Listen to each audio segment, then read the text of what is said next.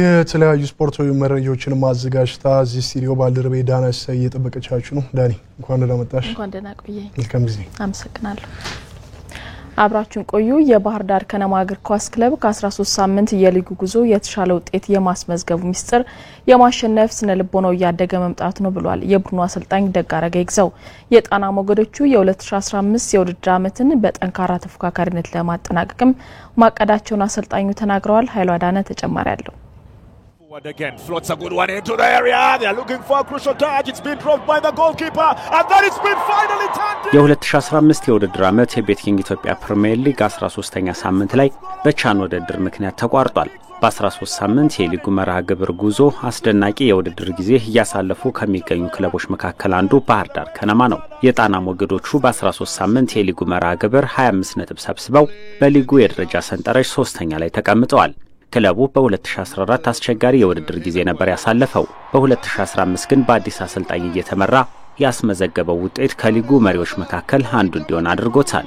የጣና ሞገዶቹ በባህር ዳር ከተማ የ5 ሳምንት ቆይታ በክለቡ ዋና አሰልጣኝ ደጋረገ ይግዛው ግምገማ መሰረት የባህር ዳር ከተማ ቆይታቸው ስኬታማ እንደነበር ተገልጿል። ባህር ዳር ላይ ያስመዘገብነው ውጤት ጤናማ ነው ብዬ ነው የምወስደው።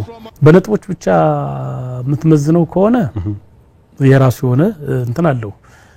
ውጤትን ከልጆች ፕሮግሬስ ጋር ከጨዋታ ጨዋታ ያሳዩት የመጣውን እድገት የምታይ ከሆነ ደግሞ አሁንም መመዘኛው ሌላ ይሆናልና እንደ አጠቃላይ ግን በባህር ዳር እንቅስቃሴ የተሻለ ውጤት ይዘን ወጣናል ብለን እናስባለን። ከባህር ዳር ጋር ሲነጻጸር የጣና ሞገዶቹ በድሬዳዋ በርካታ ጨዋታዎችን በድል ተወጥተዋል። የድሬዳዋ ስኬታቸው ደግሞ ለዋንጫ ከሚጠበቁ ክለቦች መካከል አንዱ አድርጓቸዋል። የክለቡ ለውጥ ምክንያት ደግሞ በሂደት የተፈጠረ እንደሆነ በአሰልጣኙ ተጠቁሟል። ድሬዳዋ ላይ ያስመዘገብነው ውጤት የተለየ የሚያደርገው የባህር ዳሩ ጅማሯችን መሆኑ ይመስለኛል። ቲሙ እየተብላላ እየተግባባ ወደ ውድድሩም እየሞቀ እየጋለ ሲሄድ የማሸነፍ ስነልቦናም እየተገነባ በሂደት ሄደ በመሆኑ ምናልባት የተለየ እንትን የሚያደርገው ያ ነው ብዬ አስባለሁ። ሜዳው ምቹ አይደለም። በእያንዳንዱ እንቅስቃሴ ላይ የነበሩ ጫናዎች ያላግባብም ኤክስተርናል በሆነ ፋክተር ሉዝ ያደረግናቸው ውጤቶች ሁሉ አሉ። ይህ ብቻም አይሆንም ነበር። ከዚህም በተሻለ ሁኔታ ምናልባትም ደግሞ አሁን ላይ መሪ ሆነን የምንቀመጥበትም ውጤት የምንይዝበት ነው የነበረው። በባህር ዳርና በድሬዳዋ ከተማ በተካሄዱ 13 ጨዋታዎች ባህር ዳር ከነማ 7ቱን ድል አድርጓል። በአራቱ አቻ ተለያይቶ በቀሪዎቹ 2 ጨዋታዎች ደግሞ ተሸንፏል። በሊጉ ቀሪ 17 ጨዋታዎች በቀጣይ ከቻን መልስ ይካሄዳሉ። የውድድር ዓመቱ ሲጠናቀቅም ባህር ዳር ከነማን ጠንካራ ተፎካካሪ ለማድረግ ታቅዷል። በሂደት ጠንካራውን ባህር ዳር ከነማን መገንባትና በአፍሪካ መድረክ ተሳታፊ ማድረግ የኔ ትልቁ እቅዴ ነው። ይህን ደግሞ እናደርጋለን። አሁን ያለንበት ቦታ በዚህ በ13ቱ ጨዋታ ጤናማ የሚባል ተስፋ ሰጪ ጉዞ ላይ ነው ያለነው። አሁን ላይ ስለ ዋንጫ መብላት ስለምን ምናወራበት ጊዜ አይደለም። ሰፊው ጨዋታ ፊታችን ላይ ነው ያለው። እኛ ትልቁ እንትናችን ባህር ዳር ከነማ አስተማማኝ ቦታ ላይ እንዲቀመጥ ማድረግ ነው። Cross into the box and hit it! It's a goal! 34 ክለቦች የሚሳተፉበት የአማራ ሊግ ውድድር ትላንት ተጀምሯል። በ5 ከተሞች ውድድሩ ሲጀመር ቻግኒ፣ ሞጣ፣ ወረኢሉ፣ ሸዋሮቢትና ገንዳ ውሃ ከተሞች የውድድሩ አዘጋጆች ናቸው።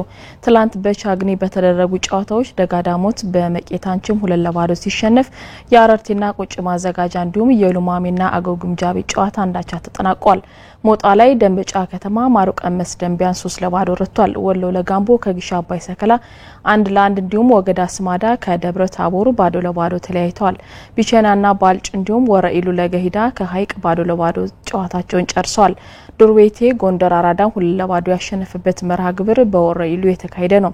ሸዋሮቢት ላይ ቲሊሊ ከገነት አቦ ያለ ግብ ሲለያዩ አምባሰል በደጀና 1-0 ተሸንፏል።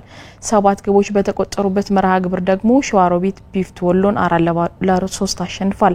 በመጨረሻው ምድብ የገንዳ ውሃ መርሃ ግብር ቦረና ከጅጋ 0-0 ሲለያዩ መራዊ 1-0 ባሶ ሊበን እንዲሁም ገንዳ ውሃ ቻግኒ 2-1 ረቷል። የሁለተኛ ሳምንት ጨዋታዎች እሁድ እንደሚደረጉ ከክልሉ እግር ኳስ ፌዴሬሽን ያገኘነው መረጃ ያመለክታል።